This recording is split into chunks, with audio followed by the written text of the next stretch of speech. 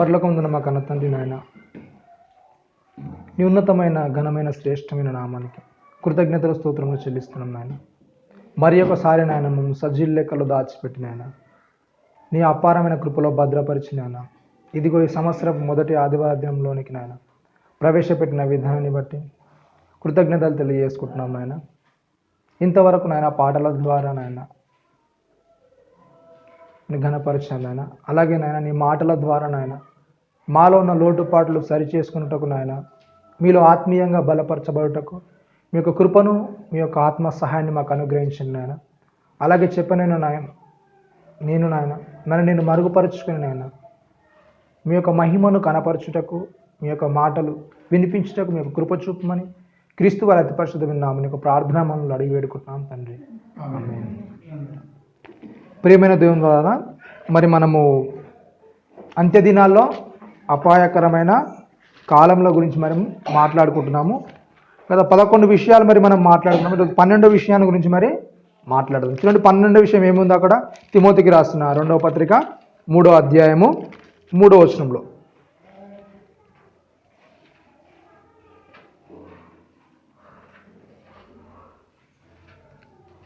అపవాదకులు పోయిన వారం అయిపోయింది. ఇప్పుడు ఏంటి? దాని పక్కన ఉన్న అంశము ఏంటంట? అజితేంద్రియులు. అజితేంద్రియులు అంటే ఏంటండి? అజితేంద్రియులు అంటే ఏంటి? అజితము అంటే ఏంటి? అజితము ఇంద్రియాలంటే మనకు తెలుసు కదా. తెలుసా? ఇంద్రియాలంటే జ్ఞానేంద్రియాలు అంటారు. తెలుసు కదా. జ్ఞానేంద్రియాలు అంటే ఏంటి? జ్ఞానేంద్రియాలు 5 ఉంటాయి, కర్మేంద్రియాలు 5 ఉంటాయి, మొత్తము 10 దశేంద్రియాలు ఉంటాయి. మనకు దశేంద్రియాలు ఉంటాయి. ఇక్కడ పౌలు గారు రాయిస్తే ఏమంటున్నాడు అక్కడ? అజితేంద్రియులు. అజితం అంటే జయించలేని అంటే ఓడిపోబడ్డము అంటే కోరికలను జయించలేని వాళ్ళు, గెలవలేని వాళ్ళు అంటే తమ ఇంద్రియాలను అదుపు చేసుకోలేని వాళ్ళు. ఈ అంత్యదినాల్లోకి వస్తేనే పరిస్థితి ఎలా అయిపోతుందంటే, ఎలా ఉంటారంట? అజితేంద్రియులు అంటే తమ యొక్క ఇంద్రియాలను నిగ్రహించుకోలేని వాళ్ళు, తమ యొక్క కోరికలను అదుపులో ఉంచుకోలేని వాళ్ళు. తమ కోరికలను ఏం చేస్తారంట? అదుపులో ఉంచుకోలేరు. మనకు తెలుసు కాబట్టి జ్ఞానేంద్రియాలు ఏంటి మరి? మనకు తెలుసు జ్ఞానేంద్రియాలు ఉంటాయి. ఏంటి అవి? ఏంటి జ్ఞానేంద్రియాలు? కన్ను, అలా ఇంకేంటి? ముక్కు, చెవి, నాలుక, ఇంకేంటి? చర్మము. వీటన్నిటికీ ఏ విధమైన కోరిక అనేది ఏది కూడా ఉండదు. మరి వీటన్నిటిని కంట్రోల్ చేసేది ఏంటి? ఇవి దేనికి ఉపయోగపడతాయంటే, నాలుక దేనికి ఉపయోగపడుతుంది? రుచిని చూసి తెలియజేస్తుంది లోపల, ఇది బాగుంది, ఇది చేదుగా, ఇది ఉప్పగా ఉంది, ఇది తీయగా ఉందని లోపల ఒక ఇంద్రియ తెలియజేస్తుంది మనసుకు. అలాగే చర్మం అనేది ఒక స్పర్శ తగిలినప్పుడు, ఒక వేడి కానీ ఒక చలి కానీ ఏదైనా మనకు తగిలినప్పుడు చర్మం అనేది లోపల తెలియజేస్తుంది, దాని దగ్గరికి మనము వెళ్ళొద్దు, ఇలాంటి స్పర్శ అనేది ఉంటుంది. అలా కళ్ళు ఏం చేస్తాయి? మన యొక్క రూపాన్ని చూపిస్తాయి. రూపం అందంగా ఉంది, రూపము అసహ్యంగా ఉంది. చెవి ఏం చేస్తుంది? శబ్దాన్ని లోపలికి చేరవేస్తుంది. అలాగే ముక్కు ఏం చేస్తుంది? వాసనను లోపలికి చేరవేస్తుంది. ఇవన్నీ ఏంటంటే కేవలము ఉన్నాయి లోపల ఒకటి చెప్పిన దాని పని అది చేస్తుంది అంతే. ఇవన్నీ కూడా ఒక దాని కంట్రోల్లో ఉంటాయంట. ఇవన్నీ బయటికి కనిపిస్తాయి కానీ ఇది చర్య జరిగించాలంటే లోపల ఇంకోటి ఉంటుంది. సామెతల గ్రంథము 16వ అధ్యాయం 32వ వచనం చూడండి. సామెతల గ్రంథము 16వ అధ్యాయము 32వ వచనం. పరాక్రమశాలి కంటే దీర్ఘశాంతం గలవాడు శ్రేష్ఠుడు. ఏంటంటే పట్టణమును పట్టుకొని వాని కంటే తన మనస్సును స్వాధీనపరచుకున్నవాడు శ్రేష్ఠుడు. ఏంటంటే వీటన్నిటిని కంట్రోల్ చేసేది ఏంటంట? మనస్సు అనేది వీటన్నిటిని కంట్రోల్ చేస్తుంది. వీటన్నిటికీ ఎలాంటి కోరికలు అనేవి ఏవి కూడా ఉండవు.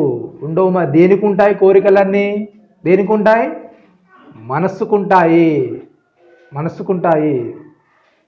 ఈ మనస్సుకు ఏం చేస్తుంది? మనస్సు ప్రేరేపిస్తుంది, ప్రతి ఇంద్రియాన్ని ప్రేరేపిస్తుంది. అది ప్రేరేపిస్తుంది. ఇక్కడ సొలొమోన్ గారు రాయిస్తే ఏమని చెప్తున్నాడు అక్కడ? ఏమంటాడు అక్కడ? పరాక్రమశాలి కంటే దీర్ఘశాంతం గలవాడు శ్రేష్ఠుడు అంట. ఇంకా మాట్లాడితే ఏంటంట? పట్టణమును పట్టుకొని వాని కంటే, తన మనస్సును స్వాధీనపరచుకొని వాడు ఏంటంట? ఏమని చెప్తున్నాడు అక్కడ? శ్రేష్ఠుడు, చాలా ఉత్తమమైన వాడు. ఉత్తమమైన వాడు. పట్టణాలని ఏంటంట? పట్టణాలని పట్టుకొని వాని కంటే, అంటే పట్టణాలను జయించిన వాని కంటే. ఎన్నో పట్టణాలను జయించవచ్చు, ఎన్నో దేశాలను జయించవచ్చు, కానీ ఏంటి? నువ్వు మనస్సును జయిస్తే నువ్వు శ్రేష్ఠుడు. ఎన్ని పట్టణాలు జయించినా నువ్వు శ్రేష్ఠుడవు కాదు. శ్రేష్ఠుడవు కాదు. అలెగ్జాండర్ గురించి మనకు తెలుసు. అలెగ్జాండర్ ఏం చేశాడు? ప్రపంచ దేశాలన్నింటినీ జయించాడు. ఇక జయించడానికి ఏమీ కూడా లేదు. జయించడానికి ఏం కూడా లేదు. ఆయన అంటున్నాడంట, జయించడానికి ఏమీ లేక సముద్రం దగ్గరికి వెళ్ళి అంటున్నాడు ఏంటి? నువ్వు కూడా ఒక దేశం అయితే నిన్ను కూడా నేను జయిస్తుండే. వాడికి ఏం చేయాలో కూడా అర్థం లేని పరిస్థితుల్లోకి వెళ్ళిపోయాడు. అన్నిటినీ జయించాడు, ఇంకేం జయించాలో తనకి అర్థం అవడం లేదు. కానీ ఏంటి? తన యొక్క మనస్సును మాత్రము జయించుకోలేకపోయాడు. తన కోరికలను, తన యొక్క ఇష్టాలను జయించలేకపోయాడు.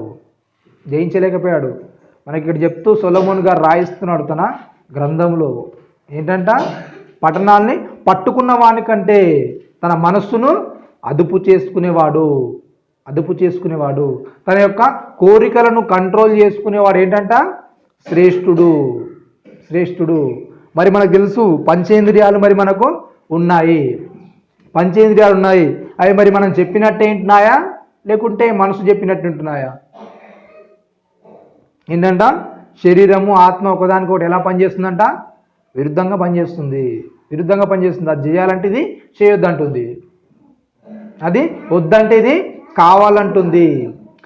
మరి అలాంటప్పుడు నువ్వు దేనికి లోబడుతున్నావు? నీ ఇంద్రియాలను నీకు అనుకూలంగానే నువ్వు మలుచుకుంటున్నావా, లేకుంటే శరీరం చెప్పిన విధంగా నీ యొక్క మనసు యొక్క ఇష్టాన్ని నీవు నెరవేరుస్తున్నావా?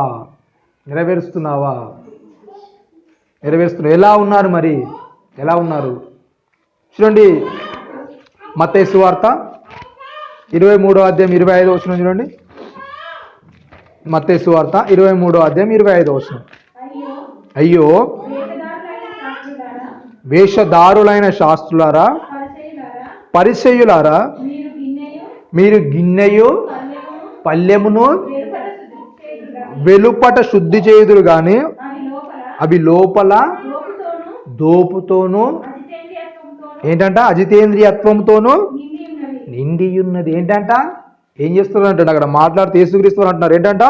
అయ్యో వేషధారులైన శాస్త్రులారా, పరిసయ్యులారా. ఎందుకు వీళ్ళని గురించి ఎందుకు మాట్లాడుతున్నాడు? అయ్యో అనే పదాన్ని ఎందుకు ఉపయోగిస్తున్నాడు? సమాజంలో గొప్పగా పొగడబడేవారు, సమాజంలో పెద్దలుగా చెలామణి అయ్యేవాళ్ళు,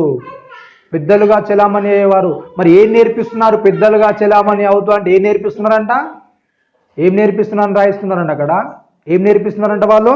చెప్తే ఏంటంట? ఏమని చెప్తున్నారు? మీరు గిన్నెయు పల్లెమును వెలుపల ఏం చేస్తారంట? శుద్ధి చేయదు. వీళ్ళు నేర్పిస్తుంది ఏంటంట? వెలుపల శుద్ధి చేయడము. వెలుపల అంటే బాహ్యంగా అందంగా కనబడము, బాహ్యంగా భక్తిపరులుగా కనబడము. అందుగురించి ఆ తిమోతి పత్రికను రాస్తూ చెప్తారు ఏంటంట? పైకి భక్తి గలవారుగలే ఉండియో దాని శక్తిని ఆశ్రయించలేని వారు. అంటే దేవుని శక్తిని ఆశ్రయించలేని వారు. మనుషులు ఎలా తయారవుతున్నారంటే ఏంటి? పైకి భక్తి గలవారిగా. ఆ శాస్త్రులు పరిశీలి ఏం చేస్తున్నారంటే ఎలా చేస్తున్నారు? పైకి భక్తి గలవారిగా, లోపల ఎలా ఉందంట?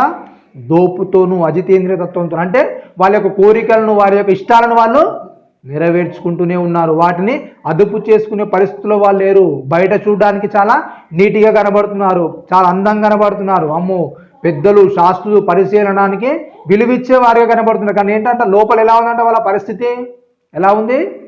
దోపుతోనూ అజితేంద్రియ తత్వంతో. అంటే వాళ్ళ యొక్క కోరికలను, వాళ్ళ యొక్క ఇష్టాలను చంపేసుకోవడం లేదు.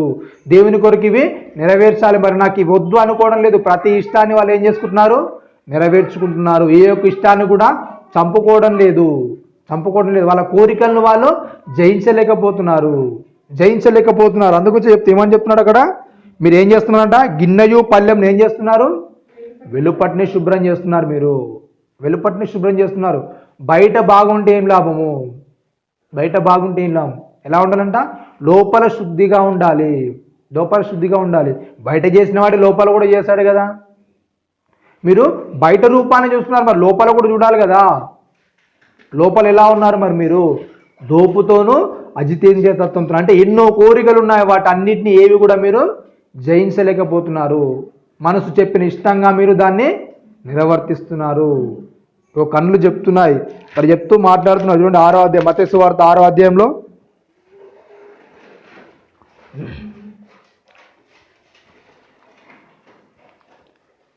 5వ అధ్యాయం 27వ వచనం నుండి,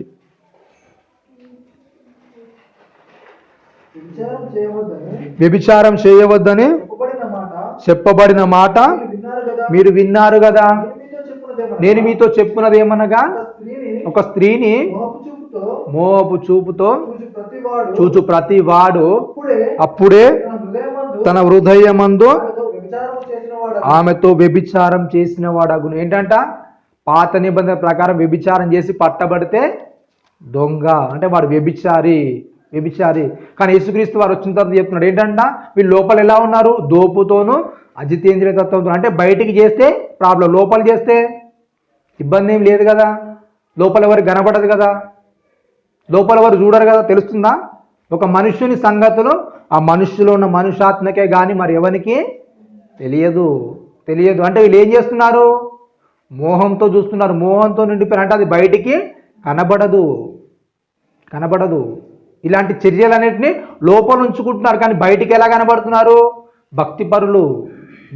కానీ లోపల ఇంద్రియాలను జయించలేని వాళ్ళు. ఇంకా మాట్లాడుతున్నారు చూడండి, నీ కుడి కన్ను నిన్ను అభ్యంతర పరిచినలా ఏం చేయాలంటే దాన్ని పెరికి పారవేయం. ఇంకా కింద మాట్లాడుతూ చెప్తున్నాడు ఏంటంట, నీ దేహమంతయు నరకములో బడకుండా నీ అవయవంలో ఒకటి నశించుట నీకు ప్రయోజనకరము. ఏంటంట, మీరు చూడడానికి బాగానే ఉన్నారు, భక్తి పరులాగా ఉన్నారు, కానీ ఏంటి, లోపల మోహం అనేది ఉంది. ఇంకా చెప్తే ఏంటంట, నీ కుడి చేయి నిన్ను అభ్యంతర పరిచినలా దాన్ని నరికి పారవేయము.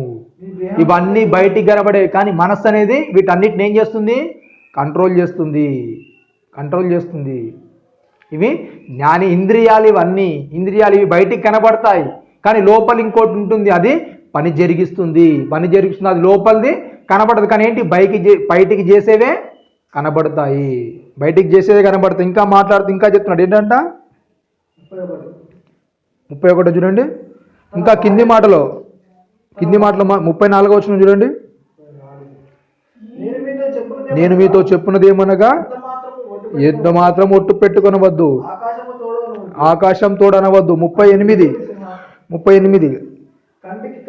కంటికి కన్ను పంటికి పళ్ళు అని చెప్పబడిన మాట మీరు విన్నారు కదా.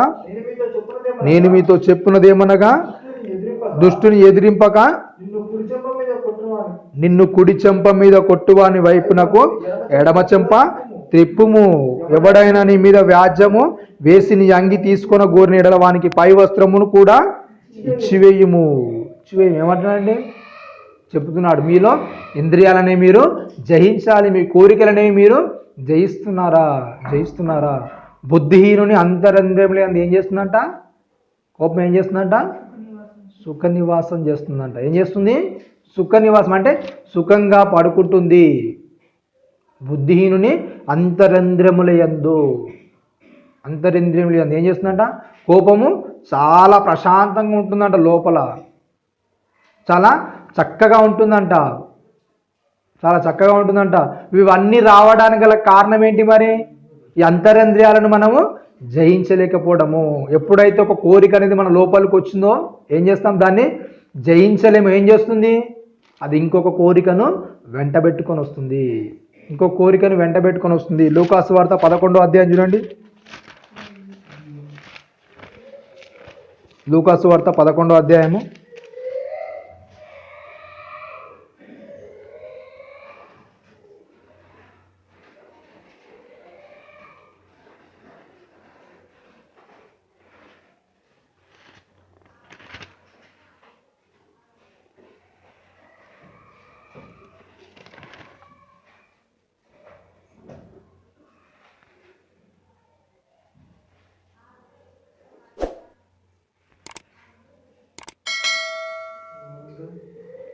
24వ వచనం చూడండి. 11:24 నుండి. అపవిత్రాత్మ ఒక మనుష్యుని వదిలిపోయిన తరువాత అది విశ్రాంతి వెదుకుచు నీరు లేని చోట్ల తిరుగుచుండును.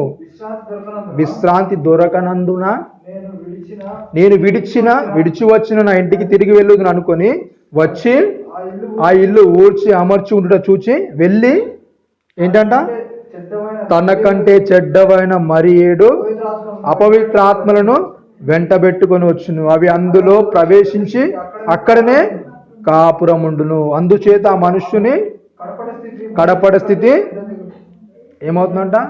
కడపటి స్థితి మొదటి స్థితి కంటే ఏమవుతుందంట? చెడ్డదవుతుంది. ఎప్పుడైతే నీ హృదయంలో అంతరింద్రియాలని మనస్సును స్వాధీనపరచుకోవడం అనేది నువ్వు మర్చిపోతావో, ఎప్పుడైతే నీ మనస్సును నువ్వు అదుపు చేసుకోలేకపోతావు, ఏం చేస్తారంట? నువ్వు ఒక కోరిక అనేది స్థానాన్ని ఇస్తున్నావు, ఏం చేస్తారంట? దుష్టుడు మరలా వచ్చి చూస్తారంట. ఏంటి వీని పరిస్థితి ఏంటి? మరి ఒకసారి నేను ఇల్లు అనేది వదిలేసిపోయాను, బాప్తిస్మం ఏం చేస్తాడు? ఇల్లు క్లీన్ అయిపోయింది, మరి ఇల్లు ఊడ్చేసిన తర్వాత ఏంటి మరి పరిస్థితి ఏంటి? నాకు స్థానం ఇస్తాడా ఇవ్వడా వచ్చినప్పుడు ఏమవుతుందంట? ఒకవేళ నువ్వు ఇచ్చేవాడిగా ఉన్నవానికి ఏం చేస్తుందంట? ఓహో, ఇల్లు ఇప్పుడు ఏమైపోయింది? చాలా శుభ్రం అయిపోయింది. అంటే ఇంకా కూడా రావచ్చు. ఏం చేస్తుందంట? మరి చెడ్డవైన 7 అపవిత్రాత్మలు ఏం చేస్తుందంట? వెంట పెట్టుకొని వస్తుంది. అప్పుడు ఏమవుతుందంట? నువ్వు బాగానే ఉన్నాననుకుంటావు, కానీ ఏంటి? పైకి భక్తి గలవాని వలె ఉండియు ఏమవుతావు? లోపల నువ్వు ఏమైపోతావంట? అపవిత్రునిగా మారిపోతావు. అంటే నీ మొదటి స్థితి కంటే ఏమవుతుంది? ఇంకా కడపటి స్థితి మరీ చెడ్డదవుతుంది. మరీ చెడ్డవానిగా నువ్వు తయారవుతావు. ఎందుకు? నీ కోరికలని నువ్వు జయించలేనప్పుడు మనం అనుకుంటుంటాం ఏంటంటే, కోరికలు ఈజీగా జయించొచ్చుగా, ఏం కాదులే, పర్లేదులే, దుష్టుడు సాతానా పో అంటే వెళ్ళిపోతాడు, బైబుల్ చూపిస్తే వెళ్ళిపోతాడు, యేసు రక్తం చేయంటే వెళ్ళిపోతాడు అనుకుంటాము. కానీ ఏంటి? వాడు ఎప్పటి నుంచి ఉంటున్నాడు? ఆది నుండి. అంటే మనకి ఎప్పటి నుంచి తెలుసు? ఒక 6000 సంవత్సరాల నుంచి మన యొక్క మనస్థితులు ఏంటో, స్థితిగతులు ఏంటో, ఎలాంటి పరిస్థితులను ఎలా పడిపోతావో, ఎలా అయితే నీ ఇంద్రియ నిగ్రహాన్ని నువ్వు కోల్పోతావో వాడికి అన్నీ కూడా తెలుసు. భక్తుల జీవితాలనే దేవుడు ముందుంచాడు. ఎందుకు? భక్తిగా ఉన్నా కానీ ఏదో ఒక చోట పడిపోవడానికి అవకాశం ఉంటుంది. అందుగురించే చాలా జాగ్రత్తగా మన యొక్క నడవడిక అనేది సాగాలి. ఆ మనస్సును అనేది మనం అదుపు చేసుకోవడానికి ఏమవుతుంది? మనము దుష్టునికి లోబడిపోతాము. మనకి కొన్ని వారాల కింద మనం చదువుకున్నాము, రోమీయులకు రాసిన పత్రిక 7వ అధ్యాయం చూడండి.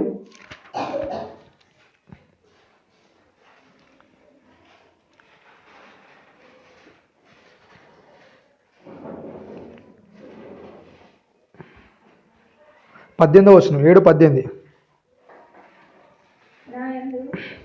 నా యందు అనగా నా శరీరమందు మంచిది ఏదియో నివసింపదని నేను ఎరుగుదును, మేలైనది చేయవలనని కోరిక నాకు కలుగుచున్నది. కానీ ఏంటంట?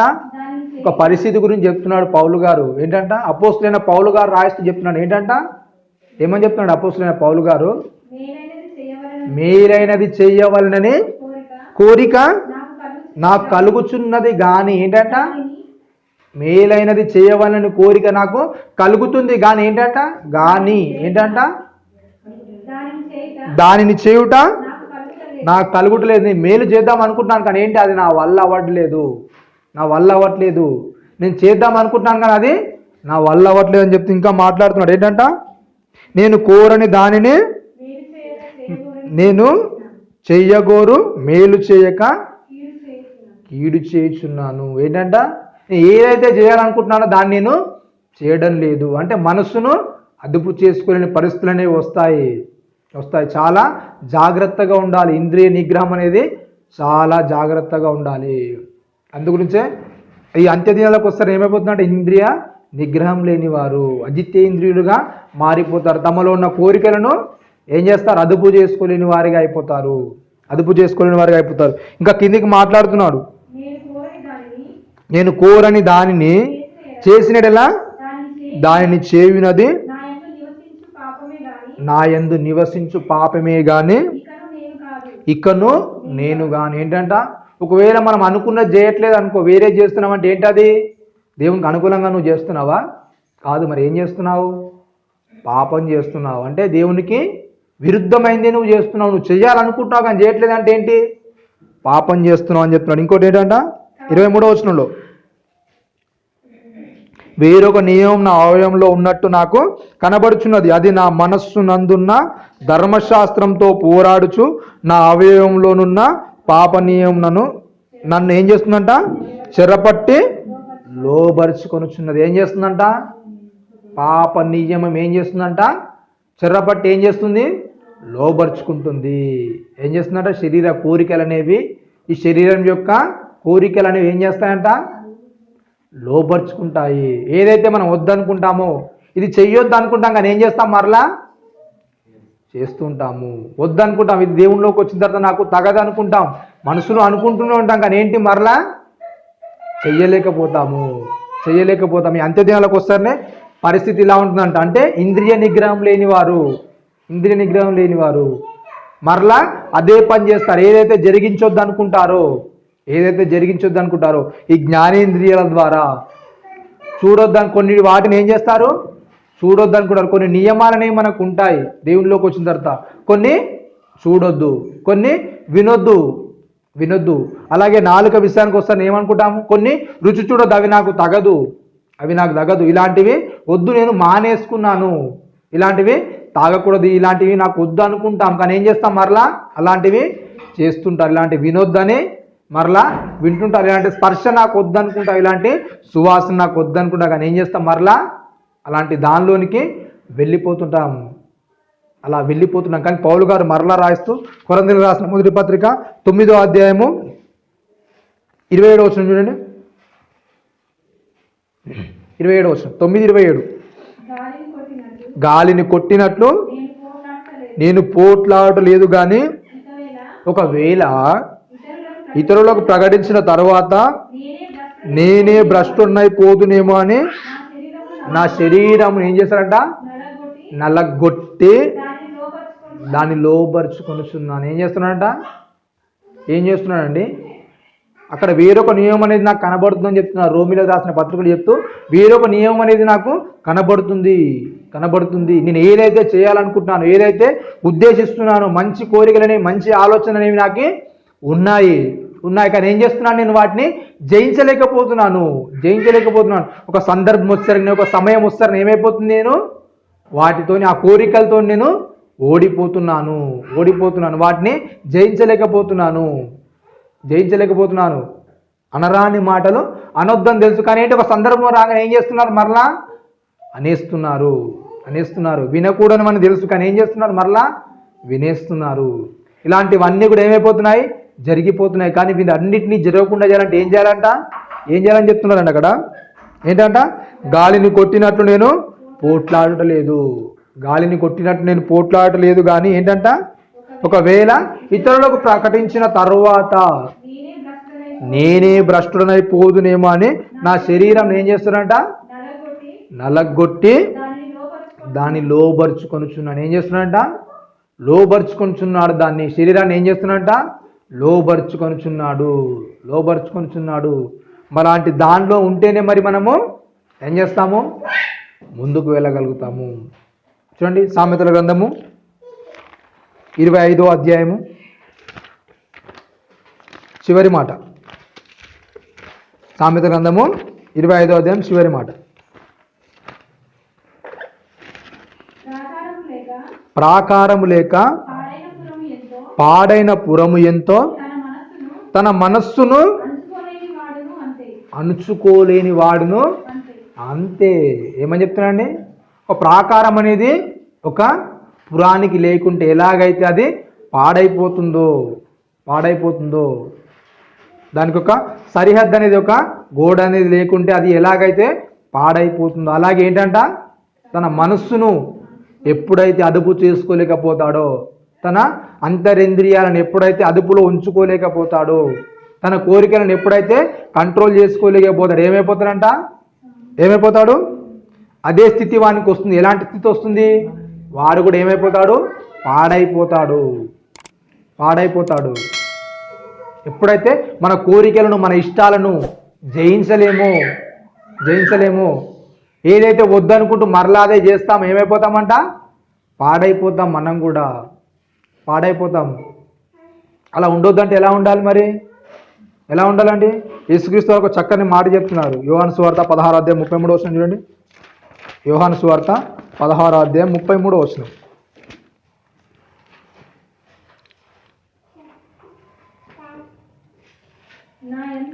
నా యందు మీకు సమాధానం కలుగునట్లు ఈ మాటలు చెప్పుచున్నాను. లోకంలో మీకు శ్రమ కలుగును, అయినను ధైర్యం తెచ్చుకున్నాడు. ఏంటంట? నేను లోకమును జయించి ఉన్నాను. లోకం అంటే ఏంటండి? లోకం అంటే ఏంటి? లోకం అంటే ఉండే కోరికలు, లోకం చుట్టూ ఉండే కోరికలు, వాటన్నిటిని ఏం చేస్తాడంట? జయించాడు. ఇంతవరకు కూడా జయించిన వాళ్ళు ఎవరు కూడా కనబడరు. కానీ ఏంటంట? లోకాన్ని నేను జయించాను, మీకు సమాధానం కలగవాలని. ఏమంటాడు అక్కడ? నా యందు మీకు సమాధానం కలుగునట్లు ఈ మాట నీకు చెబుతున్నాను. ఈ మాటలు అనేవి మీకు చెబుతున్నాను. ఏంటంటే నేను లోకాన్ని జయించాలని మీరు అనుకుంటున్నారేమో. కోరికలను, ఇష్టాలను ఎవరు కూడా జయించలేరని. శరీరంలో నివసించే ఏ ఒక్కడు కూడా ఈ యొక్క కోరికలను జయించలేడని మీరు అనుకుంటున్నారేమో. కానీ ఏంటంట? నేను లోకాన్ని జయించి ఉన్నాను. ఒక వ్యక్తి మాట్లాడి చెప్తున్నాడు. ఎందుకు? తప్పుడు ఆలోచనలు ప్రతి వారికి వస్తాయా రావా? ఎంత ప్రసంగికుడైనా ఎవరైనా సరే ఏంటి? తప్పుడు ఆలోచనలు అనేవి వస్తాయి. కానీ ఏంటి? వాటిని జయించాలి, వాటిని తరిమి కొట్టాలి వాక్యంతో. ఇది నాకు సరి అయింది కాదు, నేను నా కన్నులతో నిబంధన చేసుకుంటూ నీ కన్యకును నేను ఎలాగూ చూసేదను. యోబు గారు చెప్తూ అంటాడు అక్కడ, ఎలా నేను చూస్తాను. కొన్ని నిబంధనలు, కొన్ని షరతులు అనేవి మనకు ఉంటాయి. ఆయన మాట్లాడుతూ అంటాడు ఏంటంటే, పక్షులు తల మీద వాలకుండా మనము ఏమీ కూడా చేయలేం. కానీ ఏంటంట? పక్షులు ఎలాగైనా తల మీద వాళ్తాయి, దానికి మనం ఏమీ కూడా చేయలేం. కానీ ఏంటి? అవి మన తల మీద నుండి గూడు కట్టుకోకుండా మనము చేయొచ్చా? చేయలేమా? పక్షులు అలాగే గూడు కడుతుంటే చూస్తూ ఊరుకుంటామా? తల మీద గూడు కడుతుంటే చూస్తూ కూర్చుంటావా? ఏం చేస్తాం మరి? వెళ్ళగొడతాము. అలాగే కోరికలు కూడా ఏంటి? అవి నీలో తిష్ట వేయకుండా చూసుకునే బాధ్యత అనేది నీకు తెలుసు. అలాంటి శక్తి అనేది దేవుడు ఇచ్చాడు. తెలుసుగా. తిమోతికి రాసిన 2వ పత్రికలో చెప్తాడు అదే మాట. తిమోతికి రాసిన 2వ పత్రిక 1వ అధ్యాయం 7వ వచనం అంటాడు చూడండి. దేవుడు మనకు శక్తియు ప్రేమయు ఏంటంట? ఇంద్రియ నిగ్రహము గల ఆత్మని ఇచ్చెను గాని పిరికితనము గల ఆత్మను ఇవ్వలేదు. దేన్నైనా జయించే శక్తి గల ఆత్మని ఇచ్చాడు దేవుడు. ఏదైనా నీవు సాధించగలవు. ఏదైనా నీవు అదుపు చేసుకోగలవు. ఏ కోరికైనా నీవు అదుపు చేసుకోగలవు. అలాంటి ఆత్మ అనేది దేవుడు మనలో ఉంచాడు. నువ్వు ఏది వద్దంటే అది శరీరం వింటుంది, మాట వింటుంది. నువ్వేమనుకుంటావు? నేను చెయ్యలేను అనుకుంటావు. నువ్వు చేయలేను అనుకుంటావు, కానీ చెయ్యొచ్చు. దేవుడు అలాంటి ఆత్మను నీలో ఉంచాడు. నువ్వు ఏదైతే వద్దనుకుంటావో దాన్ని కంపల్సరీగా ఏం చేస్తావు? చేస్తావు. అలాంటి ఆత్మను దేవుడు నీకు ఇచ్చాడు. ఏదైతే నువ్వు వద్దనుకుంటే దాన్ని కంపల్సరీగా నువ్వు చెయ్యగలవు. కానీ మనం ఏమనుకుంటాము? చెయ్యలేము. ఎందుకు? సమాజంలో ఎంతో మంది ఉన్నారు, వాళ్ళు ఓడిపోయారు శరీరంతో. ఎవరు కూడా వాళ్ళ కోరికలను జయించలేకపోయారు, వాళ్ళ ఇష్టాలను జయించలేకపోయారు. అలాంటి వారికి చెప్తున్నాడు యోహాను రాసిన మొదటి పత్రిక చూడండి.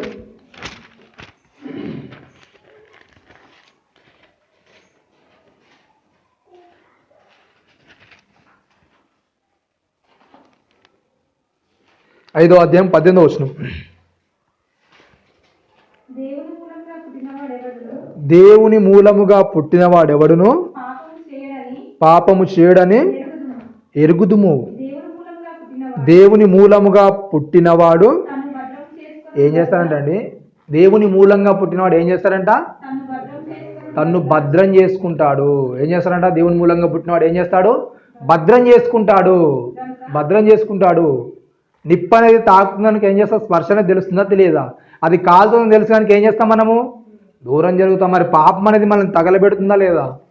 తగలబెడుతుంది కదా. ఇప్పుడు ఏమనుకుంటాం? పాపం అనేది చేస్తుంటే అది ఏం చేయట్లేదు కదా. మనము ఒక మాట ఇచ్చాం, దాన్ని మనం ఏం చేస్తున్నాం? ఆజ్ఞ అతిక్రమం చేస్తున్నాం. చేయగానే మనం అయిపోతున్నామా? ఏం కాం కదా. ఈరోజు ఒక మాట అనేది ఇచ్చాం దేవునికి, అది మనం చేయట్లేదు. చేయకపోవడం వల్ల ఏమైనా చనిపోతున్నాం? ఈరోజే చనిపోయాం కదా. ఎలా అలవాటు అయిపోయిందంటే పాపం చేయగానే వెమ్మటే మరణం అనేది రావట్లే కదా. ఏం కాదులే, పర్వాలేదులే, పర్వాలేదులే, ఏం కాదు, దేవుడు కరుణామయుడు కదా, చూసుకుంటాడు కదా. ఎన్ని తప్పులు చేసినా ఏం కాదులే అని ఏం చేస్తున్నారు? ఇవన్నీ శరీరంలో ఉండేవాడికి కంపల్సరీగా జరిగిపోతాయి అనుకుంటున్నాడు. కానీ ఏంటంట? పౌలు గారు ఆ మాటని చెప్తూ రోమిలో రాసిన పత్రిక మరో కొరంథీలో రాస్తూ ఏమని చెప్తున్నాడు? నేను లోపరుచుకున్నాను, ఇవి మన యందు తగదు ఏం చేస్తాడంట? భద్రపరుచుకుంటాడు. దేవుని యందు పుట్టినవాడు ఎవడైనా సరే ఏం చేస్తాడంట?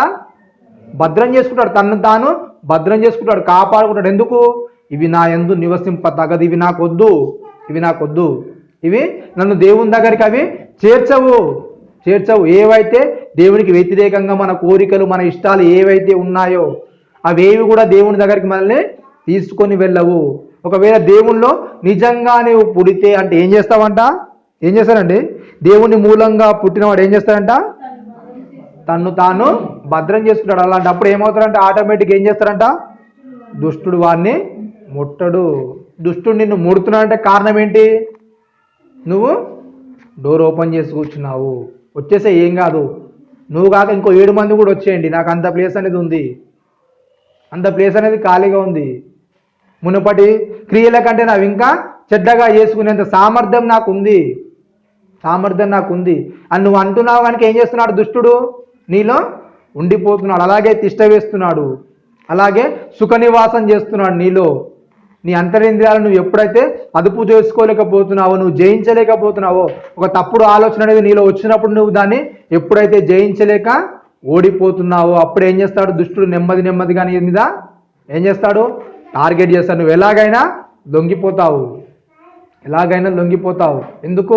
వాడు అనేకమైన తంత్రాలు నీ మీద ఉపయోగిస్తాడు, అనేకమైన గాలాలు వేస్తాడు. మనకు తెలుసు కదా. హబక్కూకు రాసిన గ్రంథం చూడండి ఒకసారి, 3వ అధ్యాయం 2వ వచనం.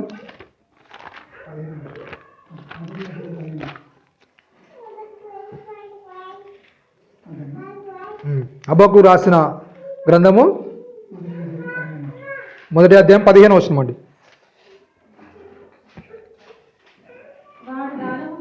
ఏంటంట? వాడు గాలము వేసి మానవులందరినీ గుచ్చి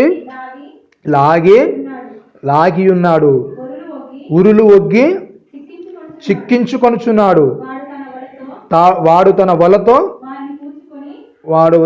వారిని కూర్చుకొని సంతోషపడి గంతులు వేస్తున్నాడు. ఏం చేస్తున్నాడంట? గంతులు వేస్తున్నాడు, వలలో చిక్కించుకుంటున్నాడు. ఏం చేస్తున్నాడు? దుష్టుడు ప్రతి కోరిక అనేది నీకు ఏం చేస్తున్నాడు? సఫలం చేస్తున్నాడు. నీ కోరిక అనేది తీర్చేస్తున్నాడు. కానీ దేవుని యందు ఉన్నవాడు ఏం చేస్తాడంట? కోరికలను తీర్చుకోవడానికి ఇష్టపడడు. ప్రతి దారి సులువుగా తెరవబడుతుందంటే ఏంటి? ఏది కూడా నీకు దారి అనేది చాలా సులువుగా తీస్తున్నట్టు ఏంటి కారణము? నిన్నేదో చిక్కున పెట్టేస్తాడు వాడు, ఏదో ఊరు అనేది నీకు ఒగ్గుతున్నాడు. అది ఎప్పటి వరకు ఉంటుంది? దగ్గరికి అయ్యే వరకే. తాడు బిగుసుకునే వరకే. బిగుసుకున్నానికి ఏమైపోతుంది? ప్రాణం అనేది పోతుంది. ఉరితాడు మెడ దగ్గరకు వచ్చేదాకానే అది చాలా సులువుగా అనిపిస్తుంది. దగ్గరికి అయిపోయిన దానికి ఏమవుతున్నది? ప్రాణం అనేది పోవాల్సిన పరిస్థితి అనేది ఏర్పడుతుంది. అలాగే ఏం చేస్తున్నాడు వాడు? గాలము వేస్తున్నాడు. మనిషికి ఏదో ఒక ఎర అనేది వేస్తున్నాడు. చేపలకు గాక మనం ఎలాగైతే గాలం వేస్తాము, అది ఎలాగైనా పట్టబడాలి. ఒకటి కాకుండా ఒకటి ఏం చేస్తారు? వేస్తారు గాలం, అది పట్టబడే వరకు. అలాగే దుష్టుడు ఏం చేస్తాడు?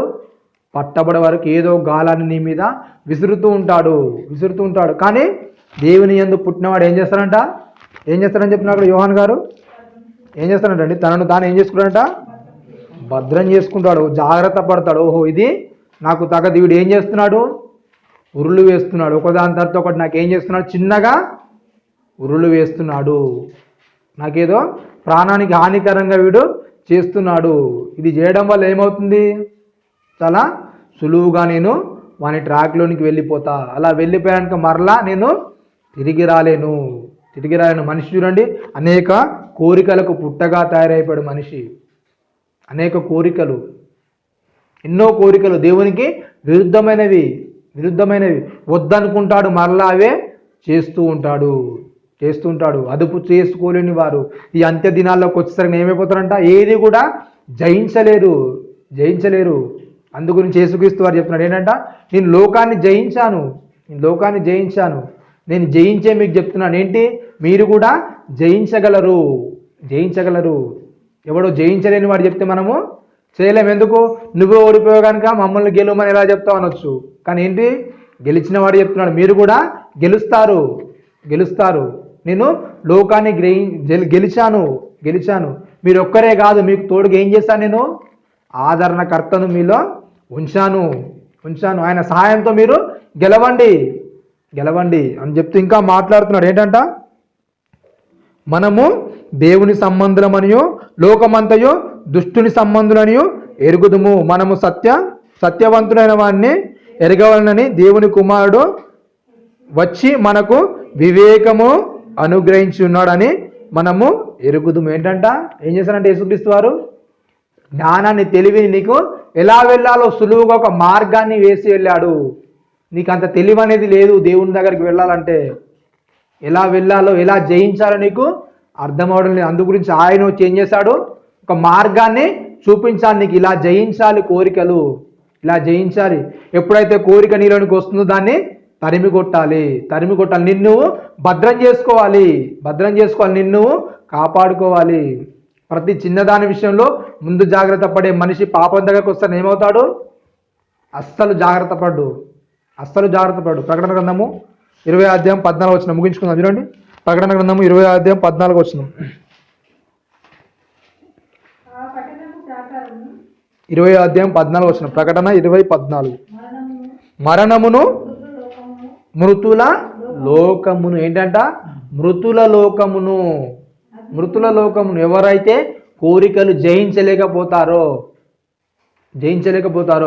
తమ యొక్క ఇష్టాలను అదుపు చేసుకోలేకపోతారో, తమ మనసును స్వాధీనపరుచుకోలేకపోతారో, దేవునికి విరుద్ధంగా తమ కోరికలను జరుపుతూ ఉంటారో, ఎవరైతే తన శరీరాన్ని నలగొట్టుకోకుండా పర్లేదులే ఇలాగే ఉంటే వెళ్ళిపోతాంలే అనుకుంటారో వారి గురించి రాయిస్తున్నాడు ఏంటంట, మరణమును మృతుల లోకమును అగ్నిగుండములు ఏంటంట పడవేయబడెను. ఏం చేస్తారంట, కంపల్సరిగా అగ్నిగుండంలో పడవేస్తాడు. ఎవని పేరైనను, ఈ అగ్నిగుండం ఏంటంట రెండవ మరణము, ఎవని పేరైనను జీవ గ్రంథమందు వ్రాయబడినట్టు కనబడిన ఎడల వాడు అగ్నిగుండంలో పడవేయబడును. ఏం చేస్తారంట, ఎవడైతే కోరికలు జయించలేకపోతాడు, ఎవడైతే లోకాన్ని జయించలేకపోతాడు, వాడు ఏం చేస్తాడు, ఆటోమేటిక్గా జీవ గ్రంథంలో వాని పేరు అనేది తుడిచివేయబడుతుంది. వాడు ఏం చేస్తాడు, అగ్నిగుండంలోనికి, అగ్ని గంధకాలోనికి వెళ్ళిపోతాడు. కాబట్టి చాలా జాగ్రత్తగా ఏం చేయాలి, ఈ అంత్య దినాలకు వస్తాను ఏమైపోతారంట, అజితేంద్రియులు అంటే కోరికలను అదుపు చేసుకోలేని వారు. ఎన్నో సంఘటనలు మరి మనము చూస్తున్నాం సమాజంలో చూస్తున్నాం. ఏంటి, శరీరాన్ని అదుపు చేసుకోలేని వారు, తమ కోరికలను అదుపు చేసుకోలేని వారు. ఎంతో ఉన్నతంగా బ్రతకాలంటే ఏం చేయాలి, తన యొక్క ఆశను ఏం చేస్తున్నాడు, టెక్నాలజీ పేరుతో ఏం చేస్తున్నాడు, అనేక మంది సంపాదించిన ఆస్తులను తన చేతిలోనికి రాబట్టుకుంటున్నాడు. సైబర్ నేరగాళ్ళు. జ్ఞానం అనేది ఏం చేస్తుంది, మనిషికి ఎలా బ్రతకాలో, దేవుని కొరకు కాదు తన కొరకు తాను ఎలా బ్రతకాలో నేర్పించేస్తుంది లోకజ్ఞానం. అందు గురించే లోకజ్ఞానం ఏంటంటే దయ్యంలో వంటి జ్ఞానం, అది వెర్రి జ్ఞానం. అది నీకు ఎక్కడికి త్రోవ చూపిస్తుందంటే దయ్యం దగ్గరికే వెళ్తావు. ఎప్పుడైతే నీ అంతరేంద్రియాలు నాకున్నదేంతో అంతే చూసుకోవాలి, నీ కష్టం ఎంతో, నీ సంపాదన ఎంతో అంతే నువ్వు చూసుకోవాలి. అంతకంటే ఎక్కువ ఆశపడుతున్నావు అంటే ఏంటి, నీ కోరికలు అనేవి ఎక్కువైపోయాలంటే అప్పుడు నువ్వు ఏం చేస్తావు, ఏదో ఒకటి దోచేయడానికి ప్రయత్నం చేస్తావు. ఎలాగైనా సుఖంగా బ్రతకాలని నీవు ఆలోచన చేస్తావు. ఎన్నో సందర్భాలు వస్తూనే ఉన్నాయి న్యూస్లో. ఏ ఒక్కరు కూడా ఏం చేస్తున్నారు, తమ శరీరాలను జయించలేకపోతున్నారు. శరీరంతో ఓడిపోతున్నారు. వాళ్ళందరూ ఏంటంట లోక సంబంధులు కాటుకునే వాళ్ళ పరిస్థితి అనేది అలాగుంది. ఒక చూపు అనేది నీలోకి వస్తుందంటే నీ చూపు అనేది ఏం చేయాలి? మారిపోవాలి. యేసుక్రీస్తు వాళ్ళు అక్కడ చెప్పాడు కదా, మోహపు చూపుతో ఒక స్త్రీని చూసామంటే నువ్వేంటి? వ్యభిచారి అయిపోతావు. దేవుని దృష్టిలో అలాంటి ఆలోచన అనేది నీకు రావాలి. నీ కుడి కన్ను కానీ నీ చెయ్యి కానీ అభ్యంతర పడిస్తే నువ్వు ముందు జాగ్రత్త కలిగి ఉండాలి. నిన్ను నువ్వు భద్రం చేసుకోవాలి. ఇది దేవునికి తగదు. ఏసేపు జీవితాన్ని చూస్తే ఏంటండి, చాలా ఉన్నతంగా బ్రతికిన జీవితము. ఒకవేళ ఆమెతోనే గడిపేస్తే ఏమైపోతుంది? అక్కడ ఒక చిన్న పదవితో అక్కడ సెటిల్ అయిపోయేవాడు. కానీ ఏంటి, ఎప్పుడైతే తప్పించుకొని పక్కకి వెళ్ళాడు ఏమైపోయాడు? ప్రధానమంత్రి అయ్యాడు. అంటే దేవుని చేతికి మన జీవితాన్ని ఎప్పుడైతే అప్పగిస్తామో అప్పుడు ఏమవుతాము? మనం అనుకున్న దశ కంటే దేవుడు ఇంకా ఉన్నతంగా మనల్ని చూపిస్తాడు. దేవుడు ఆయన అనుకున్న దానికన్నా మనల్ని ఎక్కువగా చూపిస్తాడు. మనము ఊహించుకోలేము అలాంటి స్థాయిని. అసలు ఇలా జరుగుతుందా మన జీవితంలో అని మనం అనుకోలేము. యోసేపు అనుకున్నాడండి. ఎలాంటి జీవితం, ఎంత దుర్భరంగా గడిచిపోయింది ఆయన జీవితం. అసలు ఇనుప సంఖ్యలు ఏం చేశాయంటే అతన్ని బాధించాయి. అసలు ఏంటి నా పరిస్థితి? అయినా కూడా దేవుని ఎడల అతడు ప్రేమ అనేది విడవలేడు. ఎన్నో ఇబ్బందులు, ఎన్నో అవమానాలు. తన యొక్క శరీరాన్ని, తన యొక్క కోరికలను ఏం చేసుకున్నాడు? స్వాధీనపరుచుకున్నాడు. తన మనస్సును స్వాధీనపరుచుకున్నాడు కనుకనే అనేకులకు ఏమైపోయాడు? మాదిరిగా ఉన్నాడు. ఒక సాంసోను జీవితాన్ని చూస్తే మాదిరి లేదు. ఏం చేశాడు? పడిపోయాడు.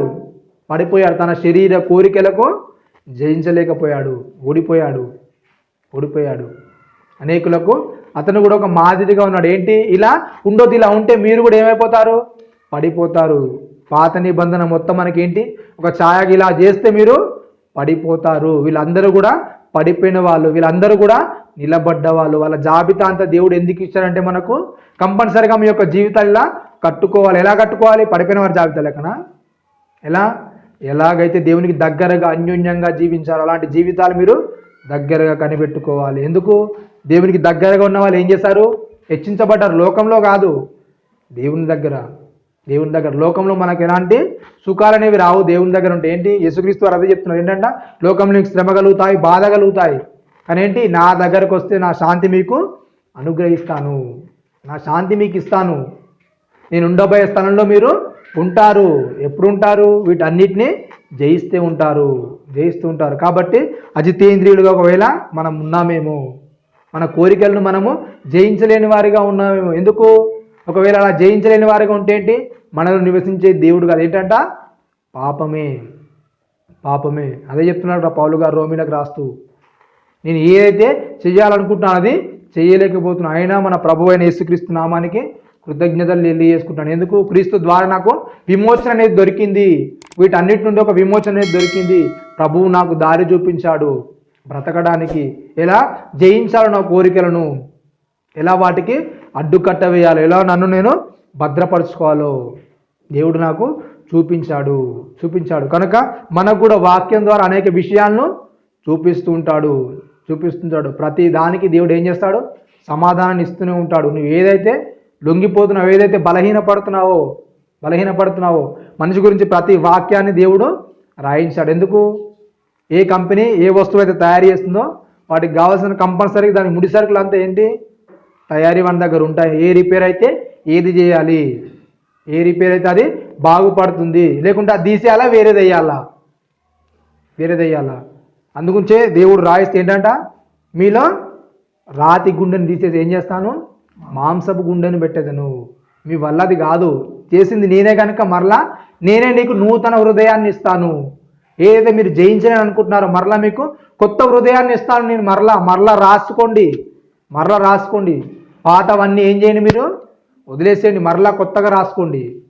కొత్త పేజీతో మీ జీవితాన్ని నింపండి. కొత్త సంవత్సరం అనేది మన జీవితంలో దేవుడు అందించాడు కనుక మరలా లేనిపోని కోరికలతో పాత జీవితానికి మరలా అలవాటు పడొద్దు. దానికి స్వస్తి పలకండి. ఒక నూతన పేజీని మరలా దేవుడు మన జీవితంలో తెరిచాడు కనుక ఏంటి, కొత్తగా రాసుకుంటూ వెళ్ళండి మరలా దేవుని గురించి. ఇటు మాటలు దేవుడు జీవించిన యొక్క తల వంచుకొని ప్రార్థించుకున్నాం. పరలోక ముందర మా కన్న తండ్రి నాయన, నీ ఉన్నతమైన అమూల్యమైన శ్రేష్టమైన నామానికి కృతజ్ఞతలు తెలియజేసుకుంటున్నాం నాయన. ఇంతవరకు నాయన నీ మాటల ద్వారా నాయన మాలో ఉన్న లోటుపాటులు నాయన చూపించిన విధానాన్ని బట్టి వందనాలు కృతజ్ఞతాస్తులు చెల్లిస్తున్నాం నాయన. ఏ విషయాల్లో అయితే నాయన మేము జయించలేకపోతున్నాము నాయన, లోబడిపోతున్నాము, అట్టి వాణిలోనైనా మమ్మల్ని మేము సాధకం చేసుకుంటున్నాయన ఉన్నతంగా నీ కొరకు బలపరచబడుటకు మీ యొక్క ఆత్మ సహాయాన్ని మాకు అనుగ్రహించండి నాయన. మీ ప్రతి వాక్యం ద్వారా మాకు ఆదరణ అందించిన ఆయన ఇంకా ఉన్నతంగా నీలో ఫలించినకు, మాలో ఉన్న లోపాలు నాయన తెలుసుకొని నీ కృపలో వర్ధిల్లుటకు అట్టి సహాయాన్ని అనుగ్రహించమని, అలాగే జరగబోయే పాఠ్యంతలోను బళ్ళలోను తోడుగా ఉంది మీకు మహిమకరంగా జరిగే అట్టి కృపను మాకు అనుగ్రహించమని క్రీస్తు వారి అతి పరిశుద్ధమైన నామమునకు ప్రార్థన అడిగి వేడుకుంటున్నాను తండ్రి. ఆమేన్.